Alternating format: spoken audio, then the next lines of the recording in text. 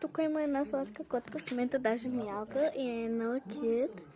И просто искам много да ви покажа, дали сега ще го направя. Айде. Ето това сладката котенце, ето го. Не бягай, милото, много сладичкото малко котенце. Сега ще изляза, ще го видя. Ами да, ела. Хайде.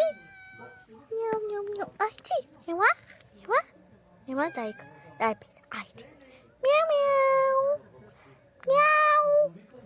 Хайде, пис. Милата пишанка. Ти добре ли си, бе? Нищо няма, че направим. Ти добре ли си? Ела? Малката се оплаши, избяга малко. Чакай. Не бягай. Маличкото, ела, бе. Ела, не. Хора, виждате ли го как бяга само?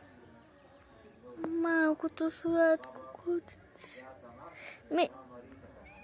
Ужасно е. Хора, вижте колко е сладко, даже шурчетата в момента си сверкат. То има въшки, сигурно, малкото сладко. Между другото, ако е важен, казвайте. Защото хора, да направим нещо все пак. И ес.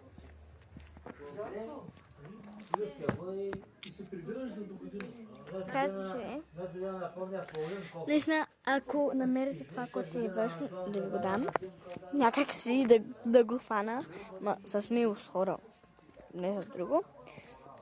И да, в момента за мен да между другото, е мега яко. Буквално тук е уникална гледка, даже сега ще ви я покажа, просто е уникално, даже сега ще ви го покажа, да. Айде. Хора, вижте гледката!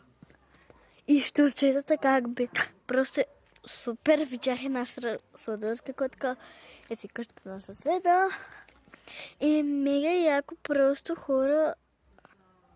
Много е сладко. Тук има едно магазинче, което си купуваме оттам рабаче. Между другото е доста кют и доста сладичко.